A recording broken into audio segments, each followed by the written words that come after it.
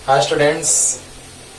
तो अब हम लोग बात करने जा रहे हैं सिलिंड्रिकल कैपेसिटर का। ओके, पिछले लेक्चर में हमने बतलाया इंग्लिश मीडियम के लिए, है ना, हमने बतलाया पिछले लेक्चर में कि स्फेरिकल कैपेसिटर जो होता है वो दो तरह का होता है। एक में हम आउटर सरफेस को या आउटर स्फीयर के आउटर सरफेस को ग्राउंडेड करते थे, तो एक में इनर स्फीयर के इनर सरफेस को ग्राउंडेड करते थे। और आप पिछले लेक्चर को देखिए, अपलोड किया हुआ है, मजा आएगा, अच्छे से समझ में आएगा। लेकिन आज हम बात करने जा रहे हैं सिलिंड्रिकल कैपेसिटर। किसका बच्चों? तो सिलिंड्रिकल कैपेसिटर। याद है आप लोगों को, जब हम बात करते थे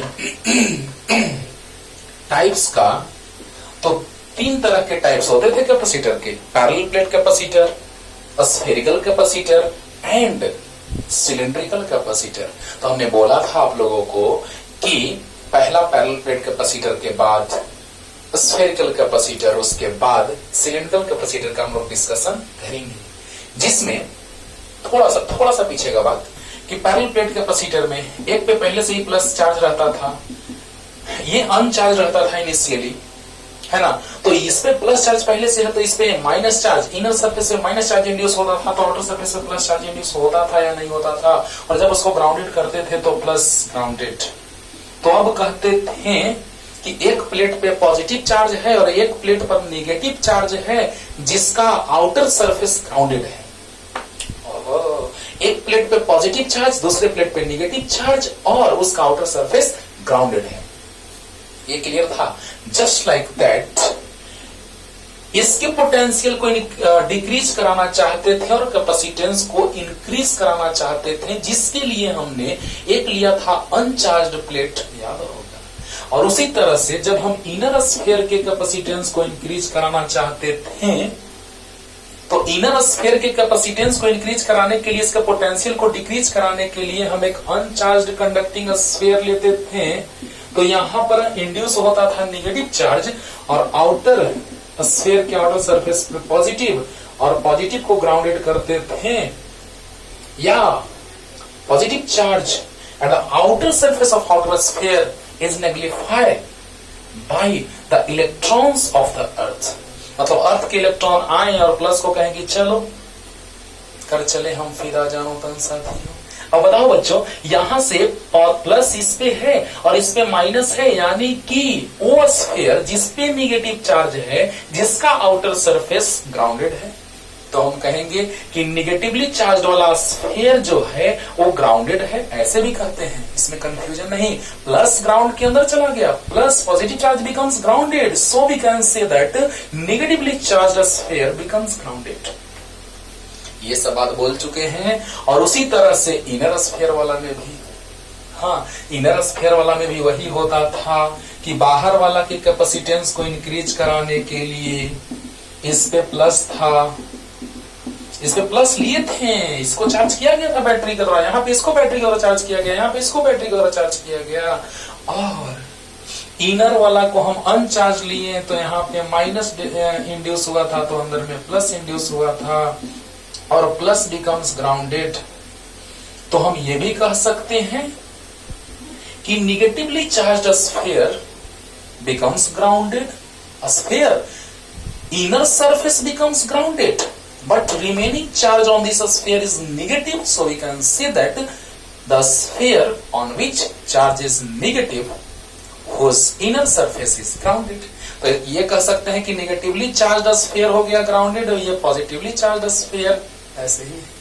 बोलो, ये सब बात इसलिए या सिलेंडर में भी कुछ यही करने जा रहे हैं। लेकिन यहाँ पे दो तरह काम करते थे, एक आउटर स्फीयर को ग्राउंडेड करते थे, इनर स्फीयर को ग्राउंडेड करते थे। लेकिन सिलिंड्रिकल में नहीं, सिलिंड्रिकल में सिर्फ हम आउटर सिलेंडर को हम ग्राउंडेड करेंगे, इसलिए क्योंकि यहाँ पे इनर स्फीयर को ग्राउंडेड करने से एक फायदा था कि हम लोग पढ़े थे capacitance of conductor, spherical conductor. Capacitance of spherical conductor पढ़ने से क्या फायदा हुआ था? तो ये फायदा हुआ था कि हम एक स्फेरिकल कंडक्टर के कैपेसिटेंस C = 4πε/r से भी, और दोनों को पैरेलल में किए थे। पिछले लेक्चर को देखिए, जब इनर सरफेस को ग्राउंड किए थे तो ओके, हाँ, तो अब देखा जाए जल्दी।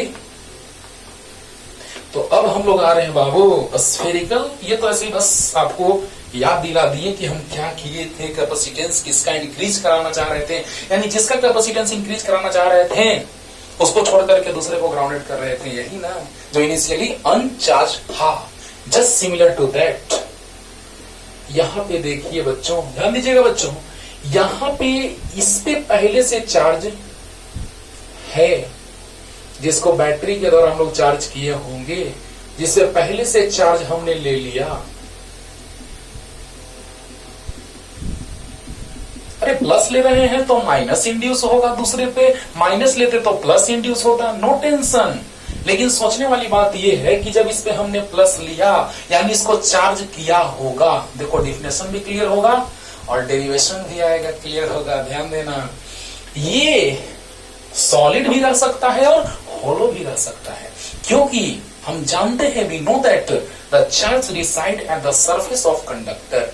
ये कंडक्टर है, कंडक्टर के हेल्प से हम लोग कैपेसिटर का फॉर्मेशन करते हैं, चाहे वो पैरेलल प्लेट कैपेसिटर हो या स्फेरिकल हो या सिलिंड्रिकल हो। ओके, अब देखिए एक होलो लिए, अंदर वाला होलो हो या सॉलिड हो नो टेंशन, लेकिन बाहर वाला तो आपको पता है होलो होना ही होगा, नहीं तो सॉलिड रहेगा तो उसके अंदर कोई सिलेंडर आ ही नहीं पाएगा। स्फेयर नहीं बच्चों, सिलेंडर, सिलिंड्रिकल पढ़ रहे हैं, स्फेरिकल नहीं। स्फेरिकल हम लोग 2 बार पढ़े, एक आउटर स्फेयर एक इनर स्फेयर को ग्राउंड करेगी, इसमें बार बार स्फेरिकल दिमाग में आ रहा है नहीं बच्चों। अब ध्यान दो, इस इनर सिलेंडर पे, इनर स्फेयर बोला है, इनर सिलेंडर पे ओके प्लस चार्ज पहले से यानी चार्ज कर चुके हैं, यानी कि उसका लीनियर चार्ज डेंसिटी लैम्डा रहा होगा, तो lambda equal to Q by L, तो Q equal to lambda into L. हो, यानी इस पर प्लस क्यू चार्ज है तो इंड्यूस इस पे माइनस क्यू होगा। देखो इनिशियली अनचार्ज है ये, ऐसा हम पीछे 3 लेक्चर से बता रहे हैं। जिसका कैपेसिटेंस इंक्रीज कराना रहता है उसको छोड़ करके दूसरे को अनचार्ज लेते हैं, जिसपे इंडक्शन होता है। तो बताइए इस पे प्लस चार्ज है तो इस पे माइनस, और आउटर सरफेस पे प्लस चार्ज इंड्यूस होगा। अरे चारों तरफ हो रहा है, यही तो है cylindrical capacitor which is used in the fan. आपको याद होगा, दुकान में जाते हैं, इलेक्ट्रॉनिक शॉप पे जाते हैं और कहते हैं कि हमको कंडेंसर दीजिए। That condenser is cylindrical capacitor. Okay, that condenser is cylindrical capacitor which store the energy electric charge, electric energy in form of electric field. Definition भी बताए थे, है ना। तो बताइए कि यहाँ पे प्लस पहले से ही है, चार्ज है, तो इस पे चार्ज प्लस क्यू, तो यहाँ पे माइनस क्यू, तो बाहर में प्लस क्यू। पहला नंबर तो ये बनाना है। हाँ, लीनियर चार्ज डेंसिटी का बात करेंगे तो इसका प्लस लैम्डा, तो इसका माइनस लैम्डा, तो बाहर में प्लस लैम्डा। कोई दिक्कत नहीं, सामने लिख दिए, इसके लिए टेंशन नहीं लेना है, सामने लिखा हुआ है। अरे length is always positive, if lambda is positive then q is also positive, l is positive, lambda is positive then q is positive, lambda negative then q is negative. अरे बोलो, तो कहने वाली बात ये है बच्चों कि इसको पहले से ही हमने चार्ज कर रखा है, ये सॉलिड रहे या होलो रहे। ज्यादातर हम होलो लेते हैं, क्योंकि जब हम केबल बनाते हैं, है ना, टेलीफोन वायर का फॉर्मेशन करते हैं, हाँ, तो उस केस में या मैरिन केबल का हम बात करते हैं, जिसको हम समुद्री केबल कहते हैं, केबल, है ना, केबल मीन्स तार, मोटा तार का बात करते हैं, केबल का। तो बताइए बच्चों, केबल यानी कि वहां पर बहुत ज्यादा लेंथ का अगर हम केबल बना दिए, उसको फोल्ड करना भी आसान रहेगा। कब? जब इनर वाला होलो रहेगा, तब कॉस्ट भी कम पड़ेगा। आइए आगे जाइए, इंजीनियरिंग में पढ़िए, हाँ, तो पता चलेगा कि ये सब बात भी बताया जाएगा, इसके बारे में भी आपको बताया जाएगा, केबल के बारे में पढ़ाया जाता है वहां पे, है ना। और जब ट्रेनिंग करने कहीं जाइएगा वहां भी समझाया जाता है। ओके, तो बताया जाए, ध्यान दिया जाए। हाँ, इलेक्ट्रिकल इलेक्ट्रॉनिक्स का बात करो तब सबको नहीं, हम इलेक्ट्रिकल इंजीनियरिंग किए हुए हैं इसलिए बात बता रहे हैं। अब ध्यान दीजिए, यहां से प्लस क्यू तो यहां माइनस क्यू। तो बताइए, चलिए अब इसका फाइनलाइज हम करने जा रहे हैं बच्चों, ध्यान देना कि lambda equal to Q by L, तो Q equal to lambda into L. ये क्लियर है। इस पे पहले से ही चार्ज है, जो सॉलिड या होलो दोनों में से कोई भी ले सकते हैं, ये भी क्लियर होगा। और देखो, ये तो होलो होना ही चाहिए, मस्ट है, नहीं तो सॉलिड रहेगा तो उसके अंदर कोई सिलेंडर आएगा ही नहीं। ये भी क्लियर हो गया होगा। तो इसके कैपेसिटेंस को इंक्रीज कराने के लिए हमने एक अनचार्ज्ड सिलेंडर लिया, होलो कंडक्टिंग सिलेंडर, अनचार्ज्ड होलो कंडक्टिंग सिलेंडर। और अब क्या हुआ, तो यहाँ प्लस तो यहाँ माइनस, यहाँ प्लस इंड्यूस हुआ। और जब हमने उसको ग्राउंडेड किया, पहला नंबर तो ये फिगर बना लीजिएगा, डिफिनेशन के पहले वो फिगर बना लीजिएगा, राइट साइड फिगर बनाइएगा, लेफ्ट साइड हम डिफिनेशन लिखने जा रहे हैं। तो जल्दी से वो फिगर बनाइए, और उसी में थोड़ा सा चेंज करेंगे, और फिगर बन जाएगा, जल्दी जल्दी हो गया। तो अब देखिए दूसरे फिगर का बात करेंगे, तो plus charge of the outer surface of outer sphere becomes grounded, or plus charge is nullified by the electrons of the earth। तो यहां पे ये ग्राउंडेड हो गया, यानी कि B, इसको हम A मान लिए और इसको B मान लिए सिलेंडर, तो भी जीरो हो गया, क्योंकि ग्राउंडेड यानी पोटेंशियल बिकम्स जीरो। और इस सरफेस का पोटेंशियल हमने मान लिया VA, तो VA को भी मान लिए, and VB becomes zero because it becomes grounded. ये भी काम देगा, रहने दीजिए ऐसे, ओके।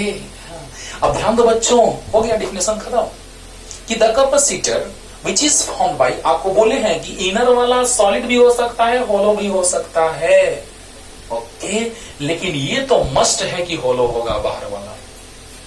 हाँ, तो हम लोग बेसिकली ज्यादातर हम लोग यूज करते हैं होलो।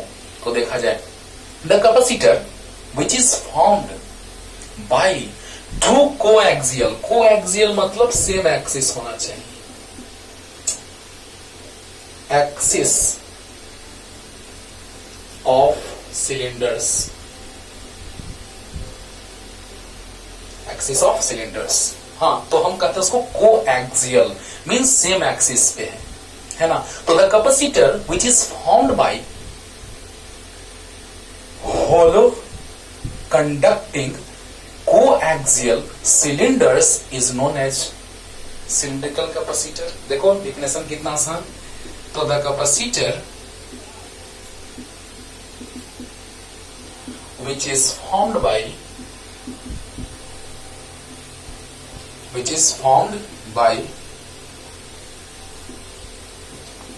hollow conducting coaxial cylinders is known as cylindrical capacitor. ओहो, यहाँ पे पैरा चेंज करके ये भी लिख सकते हैं कि इसमें प्लस है तो यहाँ माइनस इंड्यूस हुआ, तो यहाँ प्लस और ग्राउंडेड हो गया। लेकिन अब हम थ्योरी में चल रहे हैं, डेरिवेशन करें एक्सप्रेशन, उसमें भी लिखेंगे, इसमें भी लिखेंगे, तो कोई दिक्कत नहीं है कि initially the cylinder of radius A is charged by the battery, or initially charged, and an uncharged coaxial cylinder having radius B is placed, and a negative charge is induced at its inner surface and positive at its outer surface, and it becomes grounded. Finally, outer surface becomes grounded, then plus Q becomes grounded. Clear हुआ? हाँ, तो ध्यान दीजिए, वो चीज हम अगले theory में लिखेंगे, यहाँ भी लिख सकते हैं, कोई दिक्कत नहीं है। तो सिलिंड्रिकल कैपेसिटर क्लियर हो गया होगा कि the capacitor which is found by hollow conducting coaxial cylinders. देखिए, तो होलो बोले हैं कि ये होलो और सॉलिड कुछ भी हो सकता है, लेकिन ज्यादातर हम होलो यूज करते हैं। तो ये होलो बोलो, तो the capacitor which is formed by hollow conducting coaxial cylinders is known as cylindrical capacitor. Clear हुआ कि नहीं हुआ? अरे हुआ। तो इनिशियली ये है चार्ज्ड और ये है इनिशियली अनचार्ज, लेकिन दोनों कंडक्टर्स हैं। तो जल्दी से जितना लिखिए पहले वो भी छोड़ देंगे, उसका यूज है डेरिवेशन में। तो नीचे पैरा चेंज करके वो प्लस क्यू लिख भी सकते हैं, नहीं भी लिख सकते हैं, अगले में लिखेंगे, कोई दिक्कत नहीं। जल्दी जल्दी यहाँ पे नीचे क्या लिख सकते हैं, और क्योंकि अगले में लिखने वाले हैं इसीलिए यहाँ पे लिख सकते हैं कि plus Q charge is initially present at the cylinder at the surface of cylinder of radius A, and minus Q is induced at inner surface of hollow conducting cylinder of radius B, and at outer surface positive charge is induced। तुरंत लिखने वाले हैं। And finally plus Q charge becomes grounded. देखो तुरंत तुरंत, जल्दी जल्दी हो गया। चलिए अब हम एक्सप्रेशन डिराइव करने जा रहे हैं बच्चों।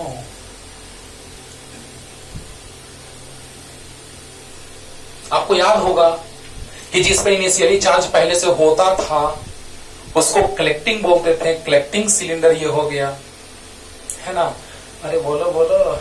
और ये जिस पे पहले से चार्ज नहीं रहता था या जिसको फाइनली ग्राउंडेड करते थे उसको कंडेंसिंग, यानी ये है कलेक्टिंग और ये है कंडेंसिंग। ऐसा हम पैरेलल प्लेट कैपेसिटर में भी समझा, आपको स्फेरिकल में भी समझाए हैं, वो बात नहीं भी बोले तो आप समझ जाइएगा। ओके, तो आइए next heading, expression of capacitance of expression of capacitance of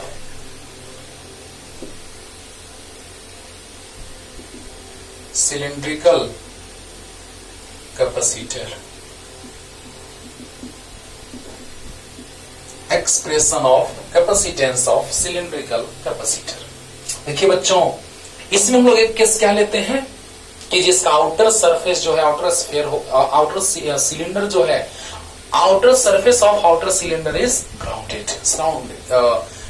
sphere का बात हम लोग नहीं कर रहे हैं बच्चों, बार बार कभी कभी स्फीयर बोला जा रहा है, आप समझिएगा भावनाओं को, भावनाओं को समझ रहे हैं ना? हाँ, पीछे स्फीयर जस्ट पढ़ा इसलिए स्फीयर बार बार याद आ जा रहा है। तो बताओ बच्चों, ये है सिलेंडर, तो बताइए expression of capacitance of cylindrical capacitor. Clear? तो देखा जाए, ध्यान दिया जाए। हाँ, तो देखिए inner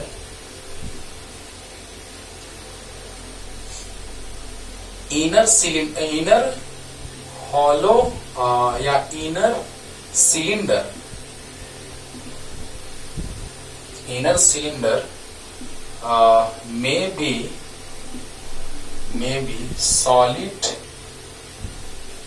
may be solid or hollow। inner conducting cylinder, inner conducting, देखिएगा बच्चों, थोड़ी थोड़ा अच्छे से सेंटेंस मैच करना चाहिए। तो इनर कंडक्टिंग सिलेंडर में बी सॉलिड और होलो। क्यों में बी सॉलिड और होलो? क्योंकि सॉलिड रहे या होलो रहे, कंडक्टर के सरफेस पे ही चार्ज रिसाइड होता है। तो देखा जाए, इनर कंडक्टिंग सिलेंडर में बी सॉलिड और hollow of radius a is initially charged but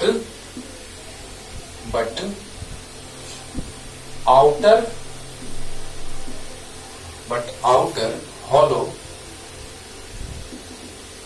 conducting। Speed कम लगी, स्पीड बढ़ा के देखिएगा। ओके, हाँ, तो but outer hollow conducting cylinder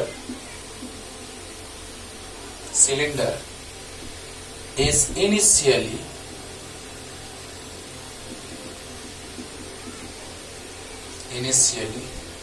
uncharged due to this reason। हाँ, देख लीजिए एक बार फिर से मिला लेते हैं कि सेंटेंस सही आ रहा है कि नहीं।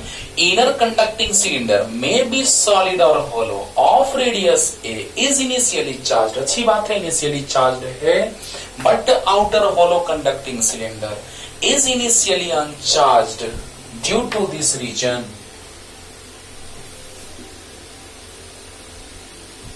और इनिशियली चार्ज्ड में क्या लिख दे तो ज्यादा अच्छा रहेगा, प्लस क्यू। बट देखो बच्चों, अंदर वाला में पहले से चार्ज कितना है, प्लस क्यू है। देखो देखो, इनर कंडक्टिंग सिलेंडर में बी सॉलिड और hollow of radius A is initially charge. देखो थ्योरी सोच के लिखो, रटोगे कितना रटोगे, थ्योरी सोच के लिखो, फिगर देखो लिख दो। यानी कि इनर कंडक्टिंग सिलेंडर में बी सॉलिड होलो, सॉलिड होलो क्यों, सॉलिड भी हो सकता है और होलो भी क्यों, वाई, देखो लिखे मे बी सॉलिड और होलो। क्यों? क्योंकि सॉलिड या होलो कंडक्टर रहेगा, उस पे सरफेस पे चार्ज रहेगा। हाँ, okay. Of radius A is initially charged, जिसपे चार्ज प्लस क्यू है, okay. But outer hollow conducting cylinder is initially अनचार्ज due to this reason minus Q charge is induced at its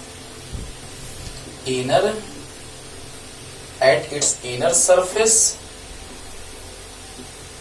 and plus q at its outer surface and finally plus q of outer surface becomes grounded.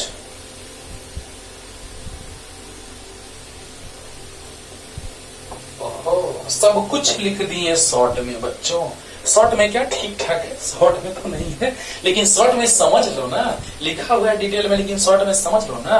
पहले से जिसका radius ए है, चाहे वो solid या होलो होगा, क्योंकि conductor के सरफेस पे चार्ज रिसाइड होता है, और या तो ये सॉलिड या तो होलो, क्लियर हो गया होगा, जिसमें पहले से ही चार्ज प्लस क्यू है। अब हमने क्या किया कि एक और सिलेंडर लिया, तो एक और सिलेंडर के अनचार्ज होने पर उसके इनर सरफेस पे, क्योंकि कंडक्टर है तो प्लस यहां है, तो इनर सरफेस पे माइनस और आउटर सरफेस पे प्लस चार्ज इंड्यूस होगा कि नहीं होगा, और प्लस को हमने ग्राउंडेड कर दिया।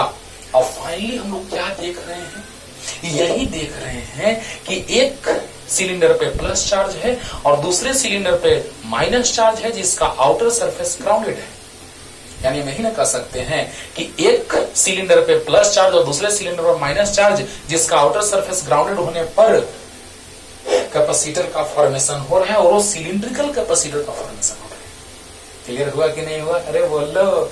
तो यहां तक हमने बात बोल दिया कि इस पर पहले से चार्ज प्लस क्यू था, तो इस पर माइनस क्यू इंड्यूस हुआ, तो इस पर प्लस क्यू बिकम्स ग्राउंडेड। यही मैंने लिखा है। देखो, इनर कंडक्टिंग सिलेंडर में भी सॉलिड और hollow of radius is initially charge plus Q, जिसमें चार्ज प्लस क्यू है, but outer hollow conducting cylinder is initially अनचार्ज due to this reason minus Q charge is induced at its inner surface and plus Q at its outer surface and finally plus Q of outer surface becomes grounded. Clear? जल्दी लिखिए, जल्दी। अब देखो बच्चों,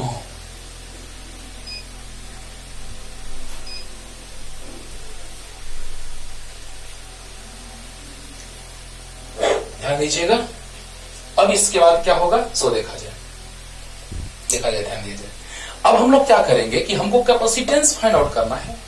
तो capacitance के लिए electric field intensity, आप लोग ध्यान दीजिए। एक बात यहां पे हमको कहना है कि लेक्चर नंबर वीडियो आप 26 देखिए इस चैप्टर का, है ना। वीडियो 26 का क्वेश्चन नंबर फर्स्ट ही यही कॉन्सेप्ट बताए हैं कि यहां पे हम electric field intensity find out किए थे बिटवीन बोथ सिलेंडर्स।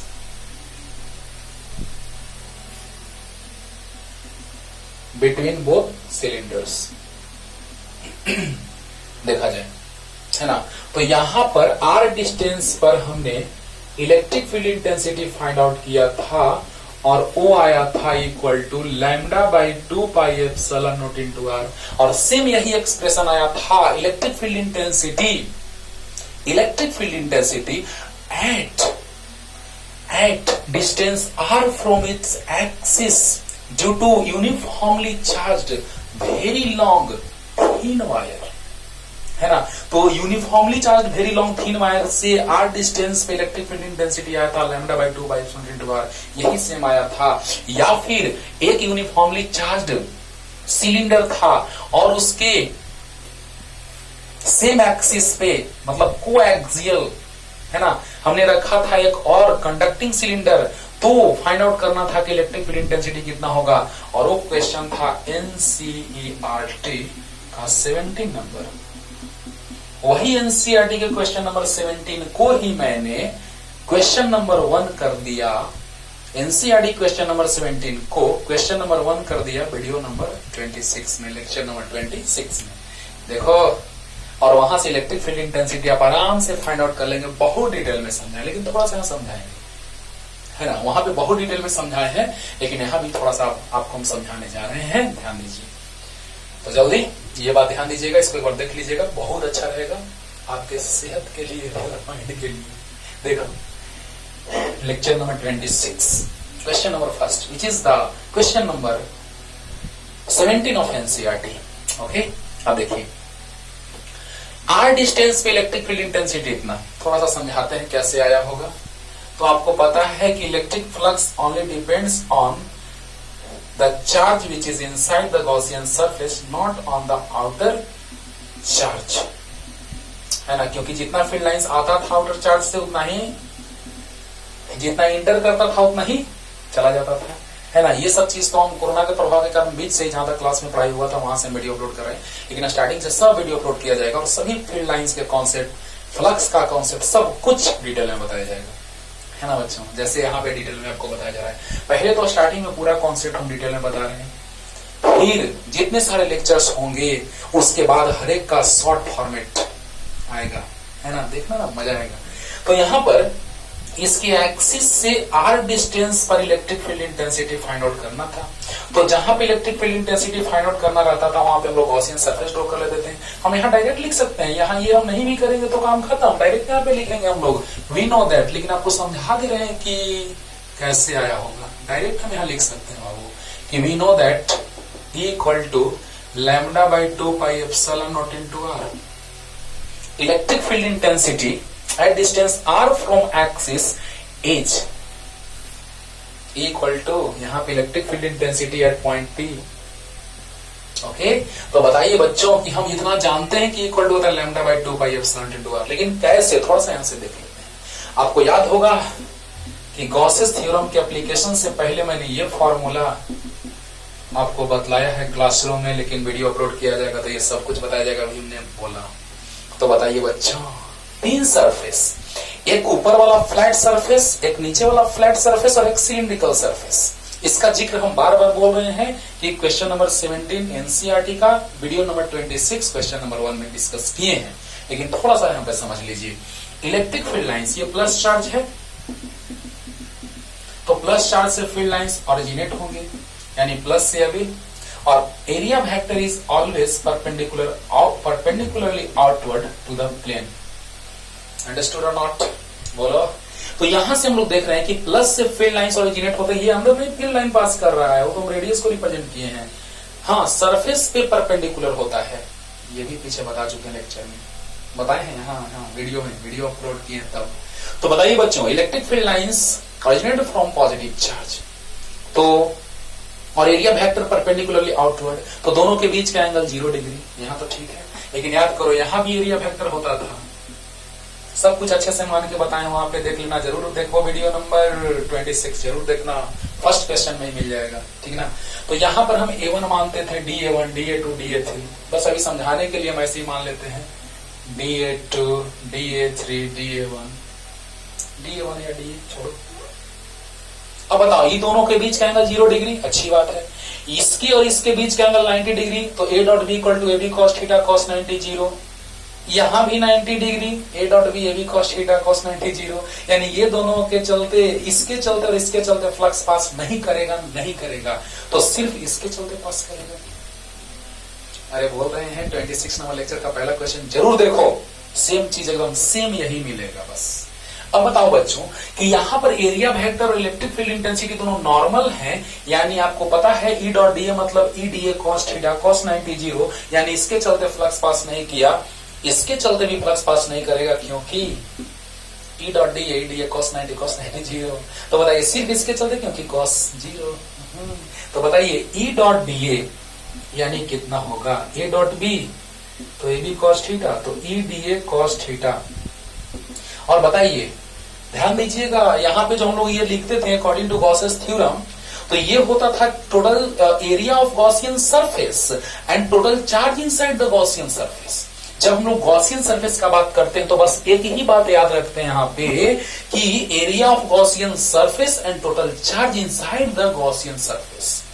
अरे बोलो तो बताओ बच्चों, E D A cos theta और total charge inside the Gaussian surface is plus Q divided by epsilon naught. Understood. अब इलेक्ट्रिक फील्ड इंटेंसिटी किसी फिक्स डिस्टेंस पे फिक्स्ड होगा, बाहर निकाल लेते हैं इंटीग्रेशन से। और ये लूप का मतलब क्या बता रहे हैं, और यहाँ पे ये जो डीए है वो डीए लिख दिए, और कॉस 0 थीटा 0 डिग्री यानी कॉस 0 1 हो जाएगा 0 डिग्री, तो cos 0 Q by epsilon not. देखना बच्चों, इतना टाइम आराम से बच सकता था, लेकिन चलो सीखो, याद आएगा। इसके चलते फ्लक्स पास नहीं किया क्योंकि दोनों के बीच का एंगल 90 डिग्री, यहाँ भी बीच का एंगल 90 डिग्री, कॉस 90 0 खत्म, सिर्फ एक के कारण यानी इसी पार्ट से ऐसे फ्लक्स पास करेगा। बहुत अच्छे से समझा, वहां पे देख लेना। अब बताइए डीए, आपको बता दें कि यहां पर देखो ये सिलेंडर बना, इसी से उस समय भी समझाए थे देखना यहां पर ऐसे, तो बताइए ये ऐसे है, तो ये सिलेंडर है, तो सिलेंडर का बात किया जाए तो लेंथ जो होगा इसका एल है, एल यानी इसका लेंथ भी एल, तो गॉसियन सरफेस का भी लेंथ एल हो जाएगा। बोलो अब बताओ बच्चों कि लेंथ एल है, लेंथ एल है, और ये जो सरकमफेरेंस का बात आएगा तो रेडियस आर है, तो सरकमफेरेंस 2 पाई आर आ जाएगा, और 2 पाई आर जो हो जाएगा उसका ब्रेथ हो जाएगा, और एल लेंथ हो जाएगा, तो लेंथ इनटू ब्रेथ एरिया हो गया। बोलो यानी कि लेंथ इनटू ब्रेथ सरकमफेरेंस, तो बताइए एरिया कितना, तो 2 पाई आर इंटू एल यानी 2 पाई आर एल। तो बताइए ई और यहाँ लूप हटा दिए तो 0 से लेकर 2 पाई आर एल तक डीए इक्वल कॉस 0 1 और q by epsilon naught. E d A का इंटीग्रेशन ए होता है 0 से लेकर 2 पाई आर एल तक, q equal to lambda into l अगली लाइन में रखेंगे। अब देखिए upper limit minus lower limit, तो अपर लिमिट इतना -0 यानी उतना ही रह जाएगा, और q equal to lambda l by epsilon naught. यहां से देखिए तो बताइए एल से एल चले गए, ओहो sorry, q equal to lambda l ना, क्यू एल नहीं ना, लैम्डा एल। अरे बोलो q equal to q l की लैम्डा एल, तो लैम्डा एल, एल से एल कैंसिल, तो lambda by 2 pi epsilon naught r. बोलो यही तो है कि E इक्वल टू आ गया lambda by 2 pi epsilon naught into r. यही तो इलेक्ट्रिक फील्ड इंटेंसिटी बोले हैं कि हम लोग डायरेक्ट रख सकते हैं, electric field intensity at distance r from axis of cylinders, ऐसे भी लिख सकते हैं। तो चलो जल्दी इसको, बस ये सब तो बताया हुआ है लेक्चर नंबर 26 में, ये ऐसे साइड में लिख सकते हैं या आप वहां से देख सकते हैं। तो ये हम हिंट इसलिए दिए बच्चों कि आपको ज्यादा कॉन्सेप्ट अच्छे से क्लियर हो जाए, एक बार क्विक रिवीजन हो जाए, देखा जाए। तो यहां पर ये भी लिख सकते हैं कि electric field intensity at distance r from axis of cylinders. Okay, तो लिख दें, तो लिख देते हैं कि electric field intensity at point P at a distance R from axis of cylinders equal lambda by 2 pi epsilon naught into R। बोलो इस एक्सिस से आर डिस्टेंस पर सिचुएटेड पॉइंट पी पर इलेक्ट्रिक फील्ड इंटेंसिटी जो होगा वो equal to होगा lambda by 2 pi epsilon naught into r. अभी तुरंत ला के दिखला दिए इसीलिए बच्चा, अब याद करो। तो ये तो लिखा है electric field intensity at the point P at distance r from axis of cylinders at point P at the distance of r from axis of cylinders is equal to lambda by 2 pi epsilon naught into are. और अब बताइए, बोले थे कि इसका use बहुत आएगा और आज भी ये जनाब हाजिर हो गए। ओके, तो बताइए क्या आ जाएगा माइनस LHS में, तो E और dr से मल्टीप्लाई इक्वल टू dv, तो dv equal to minus E dr आ गया। अरे आया, तो बताइए dv equal to minus E का वैल्यू याद है, अभी तुरंत लाए हैं lambda by 2 pi epsilon naught r into d r. अरे बोलो कुछ नहीं है यार, इक्वल टू अभी तुरंत लाए हैं, याद रखना है। अभी एग्जाम में ये नहीं डिराइव करना है जो भी हम शॉर्ट में डिराइव किए, कुछ नहीं करना, बस डायरेक्ट लिखना है। We know that electric field intensity at point P और between the cylinders, between the gap of cylinders at distance r from axis of cylinders, तो बीच में इलेक्ट्रिक फील्ड इंटेंसिटी निकलेगा तो बीच में पोटेंशियल डिफरेंस निकलेगा, और जब बीच में पोटेंशियल डिफरेंस निकलेगा तो कैपेसिटेंस निकल जाएगा। That's all. ओके, तो बताइए equal to lambda by 2 pi epsilon into R equal to minus DV by D R. Understood? तो डी आर से मल्टीप्लाई माइनस लेफ्ट साइड, तो DV equal to minus E D R. E का value यहां से रख दिया lambda by 2 pi into R, बोलो तो आ गया DV equal to minus lambda by 2 pi into are और डी आर। यहां तक क्लियर हो गया। अब देखो बच्चों, limit minus lambda by 2 pi epsilon not common, देखो कांस्टेंट है तो बाहर हमने निकाल लिया, कांस्टेंट है तो इंटीग्रेशन से बाहर आ गया, और D r by r integration याद होगा, dx by x ln x ln log और ln log बेस 10 और ln में फर्क है बच्चों, अभी बता रहे हैं। और जब log पढ़ाएंगे 11 का वीडियो अपलोड करने वाले हैं तुरंत, इंट्रोडक्शन चल रहा है, ट्रिगोनोमेट्री भी चल रहा है, लेकिन log जब चलेगा तो देखना वहां पे प्रूफ के साथ सब बताएंगे आपको। ओके, तो बताइए बच्चों, equal to lambda by 2% D to R होता है, equal to minus D by D R होता है, relation between electric field intensity and potential gradient याद है, और यहां से आ गया minus E D R equal to DV, तो DV equal to minus E D R आया कि नहीं आया, तो DV equal to minus lambda by 2 pi epsilon into R into d r आ गया, माइनस लैम्डा बाई 2% बाहर आ गया, d r by r function जो है इंटीग्रेशन के अंदर, और जो कांस्टेंट है बाहर। अब बताइए, जब रेडियस ए है तो पोटेंशियल भी ए है, जब रेडियस ए है तो इसके सरफेस पर, ए के सरफेस पे पोटेंशियल हमने भी ए माना है भी, और बी के सरफेस पे रेडियस बी, इसका रेडियस बड़े वाला का रेडियस बी है, तो उसके सरफेस का पोटेंशियल 0। यानी कहने का मतलब कि जब रेडियस ए तो पोटेंशियल भी है, और जब रेडियस बी तो पोटेंशियल भी। क्लियर हो रहा है यहां तक? तो नो डाउट। यहां पे हमने क्या किया, बाहर ले लिया कांस्टेंट को, minus lambda by 2 pi epsilon nought को बाहर ले लिया, d r by r d v. तो जब रेडियस ए है तो पोटेंशियल इस सरफेस का भी ए है, और जब रेडियस बी हो गया तो पोटेंशियल रेडियस बी पोटेंशियल भी। अरे बोलो, तो अब बताओ बच्चों कि यहां से क्या हो जाएगा, डीवी का इंटीग्रेशन भी, तो भी ए से लेके भी तक minus lambda by 2 pi epsilon not, और dx बाई एक्स का इंटीग्रेशन बोलो ln x। अभी समझा रहे हैं क्या होता है, तो ln यहाँ r हो जाएगा a से लेके b तक, ln के बारे में भी समझा रहे हैं डिटेल। तो अब बताइए, upper limit minus lower limit, तो vb minus va minus lambda by 2 pi epsilon not, upper limit minus lower limit ln b minus ln a। अरे बोलो, अरे बोलो, dr बाई r जब इंटीग्रेशन बताएंगे तो इसके बारे में भी प्रूफ के साथ समझाते हैं। बोल तो दिए, बस पूरा पढ़ते रहो, देखना हम कितना डिटेल में पढ़ाने जा रहे हैं आप लोगों को, ठीक है ना?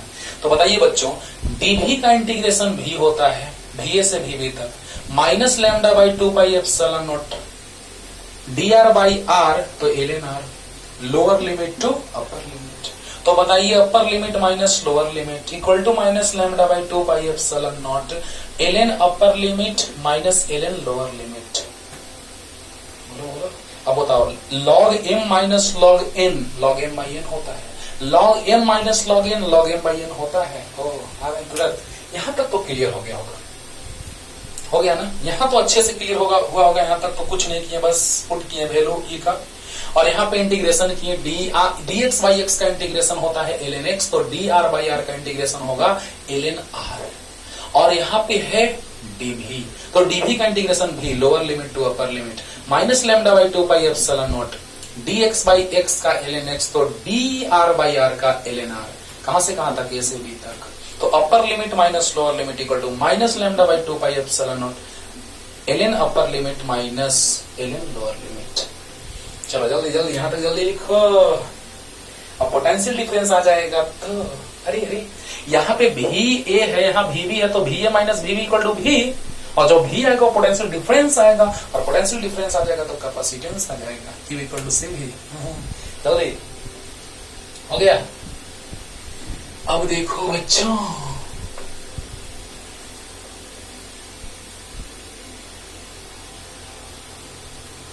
ध्यान देना, अब भी के जगह पे 0 है और भी के जगह पे भी है, तो 0 माइनस भी equal to minus lambda by 2 pi epsilon nought and ln b minus ln a log b log m minus log n log m by n।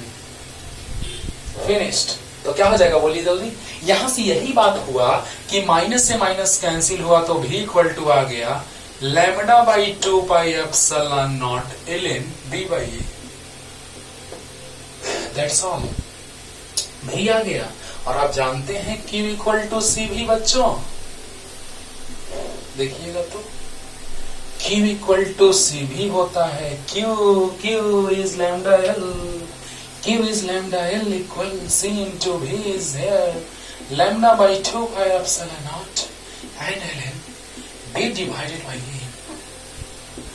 कर चले हम फिरा जनतन साथियों, अब तुम्हारे हवाले वतन साथियों, कर चले। हो गया ना, अब आपके हवाले कर रहे हैं। अब ये नीचे आ गया, तो 2 pi epsilon nought L by denominator में आ गया ये ln b by a equal to c। Matter be finished. c equal to 2 pi epsilon nought L divided by ln b by a। तुरंत अब ln के बारे में थोड़ा सा समझा रहे हैं बच्चों, है ना। यहीं तक भी फार्मूला लिख सकते हैं, लेकिन देख लो एक बार, माइनस भी minus lambda by 2 pi epsilon ln upper limit minus lower limit. अब ध्यान देना, अपर लिमिट रखे थे भी, लोअर लिमिट रखे थे, तो log m minus log n के फॉर्मेट में आ गया, तो log m बाई n होता है फॉर्मूला, तो log m बाई n हो गया। तो v इक्वल टू माइनस से minus cancel lambda by 2 pi epsilon nought ln b by a आ गया। अब बताइए Q इक्वल टू c भी होता है कि नहीं होता है, तो Q equal to lambda into l वहां से हुआ कि नहीं हुआ, c इंटू v का वैल्यू यहां से आया कि नहीं आया, lambda lambda cancel out, 2 pi epsilon into l और equal to c into this one, this one is in denominator, so c equal to 2 pi epsilon into L divided by ln b by e। अब ये और format change कर रहे हैं, पहले देखो तो यहां तक कोई डाउट नहीं होगा, लेकिन थोड़ा सा हम ln के बारे में आपको समझा रहे हैं, पहले वो समझिए, ध्यान दीजिएगा। ये है ln b by a, ln b by a का मतलब होता है log base e b by a, ln b by a का मतलब log base e b by a, और इसको हम कन्वर्ट करते हैं तो आता है 2.303, है ना, log base 10। ये भी प्रूफ करके आपको दिखाएंगे, जब हम बोल रहे हैं अधिकतर सब चीज लगभग प्रूफ करके आपको दिखाया जाएगा। हाँ, जब मैथ का इंट्रोडक्शन चलेगा तो मैथ को प्रूफ करके दिखाएंगे, फिजिक्स का इंट्रोडक्शन, फिजिक्स पूरा चलेगा, फिजिक्स में जो भी फॉर्मूले आते हैं वो प्रूफ करके आपको दिखाए जाएंगे, ठीक है ना, मजा आएगा। ध्यान देना, बस टाइम दो, पढ़ो खूब। ln b by a, okay, तो ln b by a मतलब log b by a to the base e। It is says that, or we can say that it is log b by a to the base e, understood? Or this is equal to 2.303 log b by a to the base 10, यानी कि इसी को हम कहते हैं इतना, ln b by a को कहते हैं log base e, यानी log b by a to the base e, और 2.303 log b by a to the base 10 means इतना इक्वल टू इतना होता है।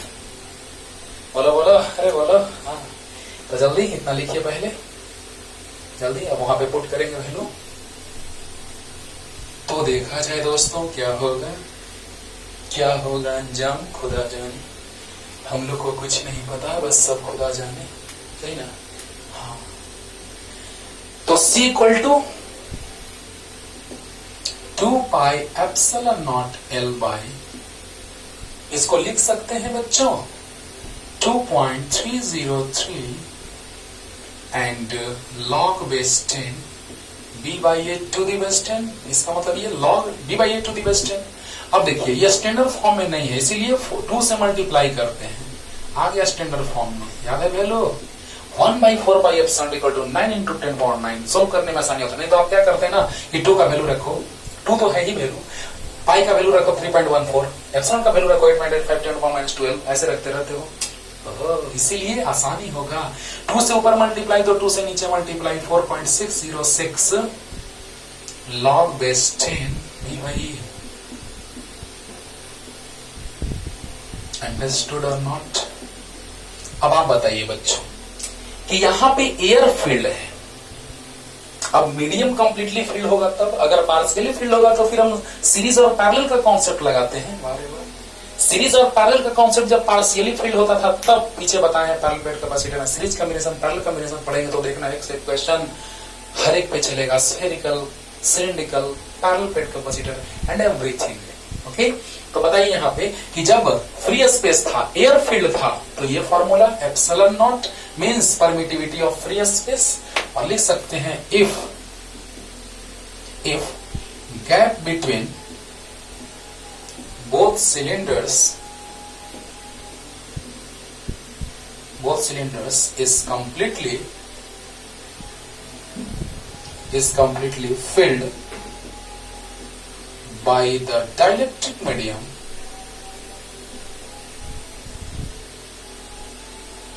of dielectric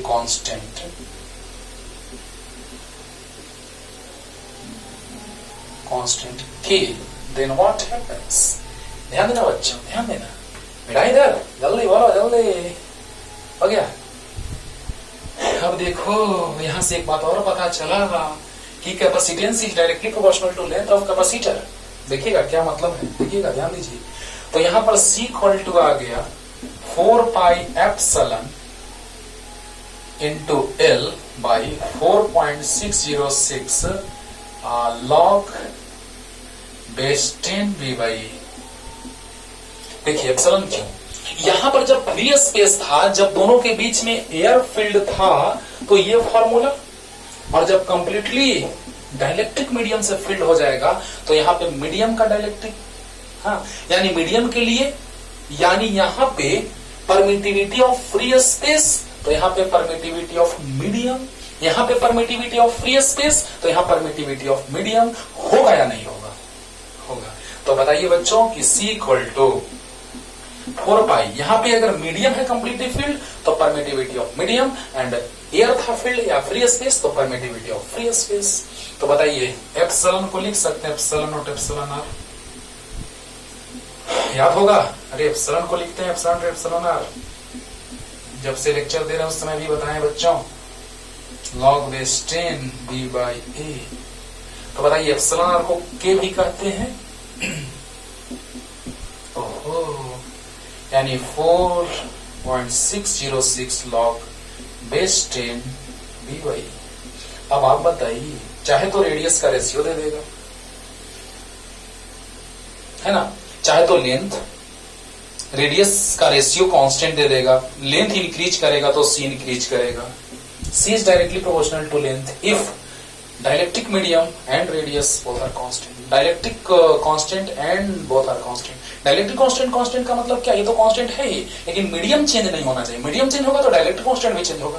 तो ये डायलेक्ट्रिक कांस्टेंट भी कांस्टेंट होना चाहिए, रेडियस भी कांस्टेंट दोनों का, दोनों सिलेंडर का। तो L इंक्रीज करेगा तो कैपेसिटेंस इंक्रीज करेगा, बोलो।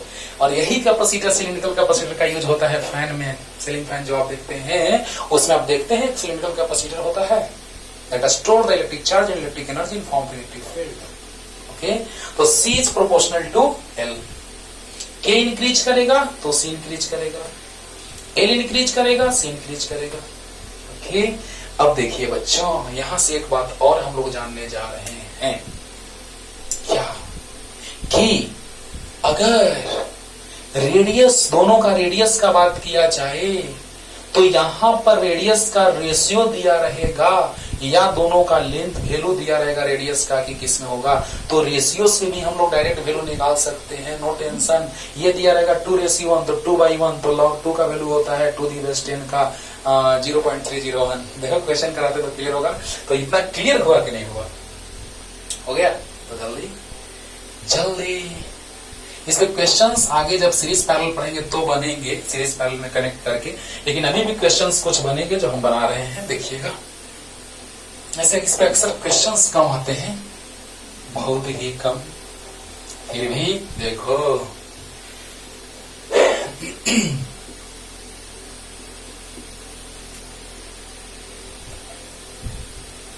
find the capacitance of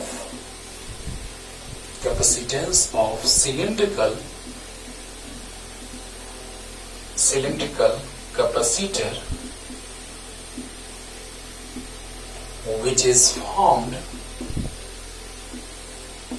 by two hollow conducting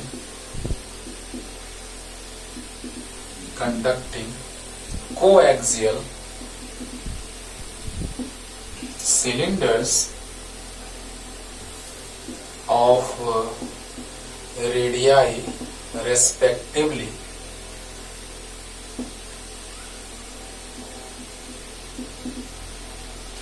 Five millimeter and 10 millimeter, and gap between both cylinders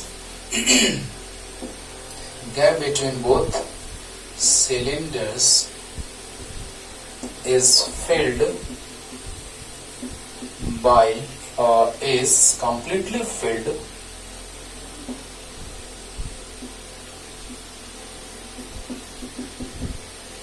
by the dielectric medium of dielectric constant 5, and its length is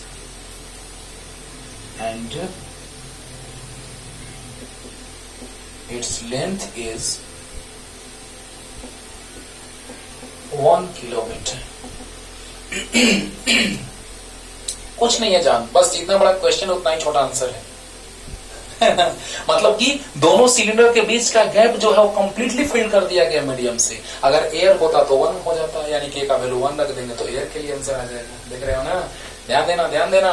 find the capacitance of cylindrical capacitor which is found by two hollow conducting coaxial cylinders of radius respectively 5 millimetre and 10 millimetre. आपको पता है, understood है कि अंदर वाला कम radius का होगा, यानी इनर वाला का रेडियस 5 और आउटर वाला का रेडियस 10 होगा। And gap between both cylinders is completely filled by the dielectric medium of dielectric constant 5 and its length is 5 kilometre. And its length मतलब समझ रहे हैं ना, length of capacitor, length of single capacitor, ना कि आप समझिएगा कि डाइलेक्ट्रिक मीडियम का लेंथ है ना।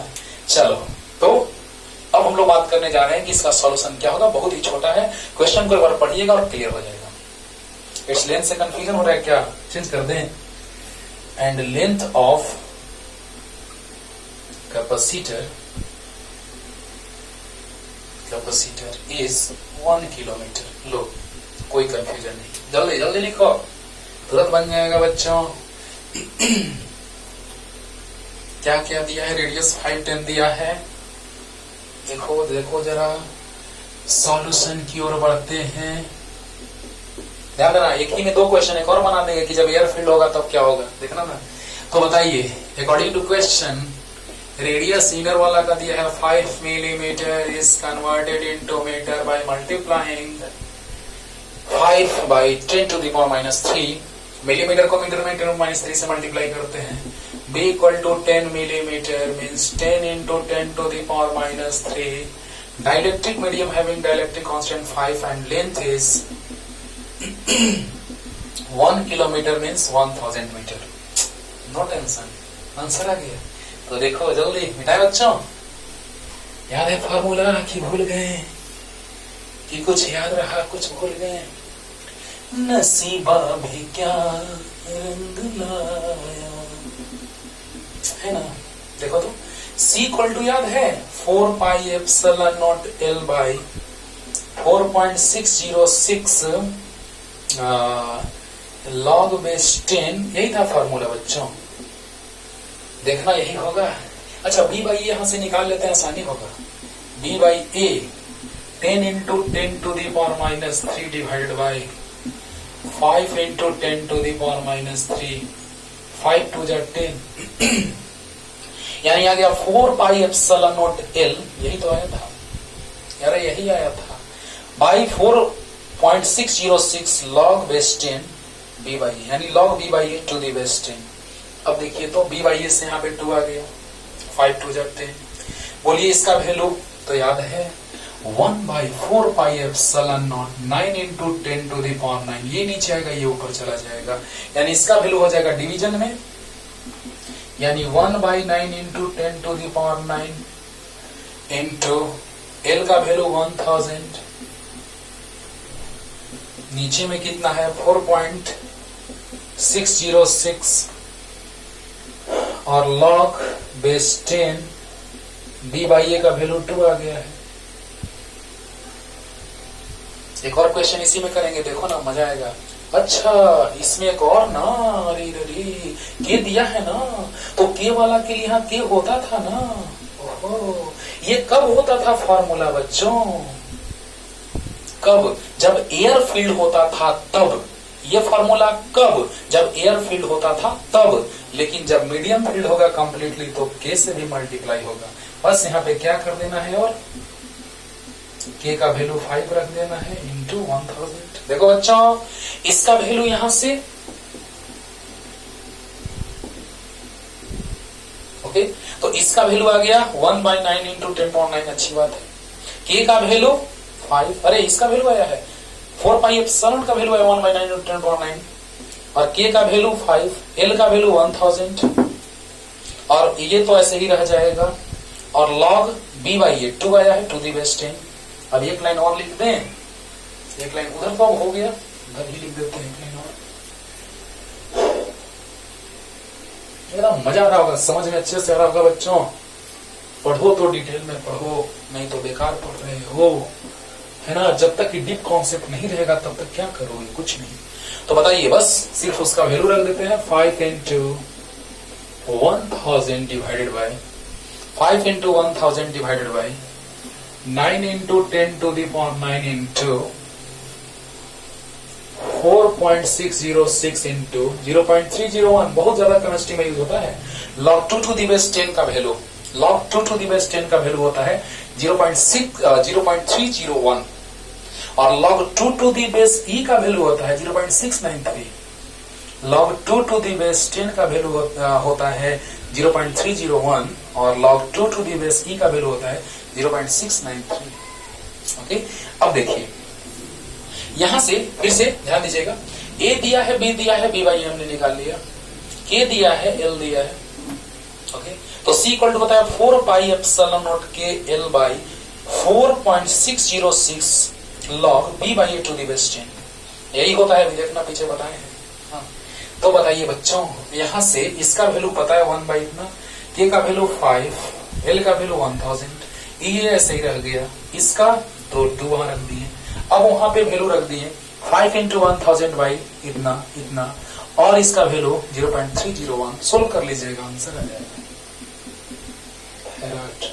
और इसी में अगर कह देता, एक और क्वेश्चन बन गया बच्चों, क्या बना बोलो, अरे बोलो तुम बोलो, कि अगर इसी में एक और क्वेश्चन रहता कि if air is filled between the gap of both cylinder तो के का वैल्यू 1 हो जाता। तो जल्दी इतना उतार लो और उसको भी तुरंत क्लियर कर देते हैं, जल्दी जल्दी, एक तीर दो निशाना, जल्दी करो जल्दी करो, हो गया हो गया। अब देखिए अगर क्वेश्चन में रहता नेक्स्ट क्वेश्चन कि if air is filled between the gap of, इतना उतार लिया ना, अरे के 1, अगर 5 था तो मीडियम था, अगर के 1 हो जाएगा तो एयर हो जाएगा, जल्दी बोलो, अगर के 1 हो जाएगा तो एयर हो जाएगा, यानी के का वैल्यू 1 रख दो, एयर हो जाएगा, आंसर आ गया यहाँ पे 1। अरे जल्दी बोलो, यहाँ पर के का वैल्यू अगर 5 था तो मीडियम था, अच्छी बात है, के का वैल्यू 5 था तो मीडियम था, और के का वैल्यू अगर 1 हो गया तो एयर हो गया, के का वैल्यू 1 हो गया तो एयर हो गया, और एयर अगर फील्ड रहता तो नेक्स्ट क्वेश्चन आंसर आ गया, वही सेम चीज, बस एयर मीडियम की जगह क्या कर दिए एयर। अरे समझ में आ रहा है क्वेश्चन, अरे समझ में आ रहा है यार, अरे मीडियम रहता तो के इक्वल टू 5 था और अगर एयर आ गया तो के इक्वल टू 1 होगा, यानी यहाँ पर 1 हो गया के का वैल्यू, यहाँ 1 1 आंसर। तो अगले दिन अगला कारवां स्टार्ट होगा, टाटा बाय बाय।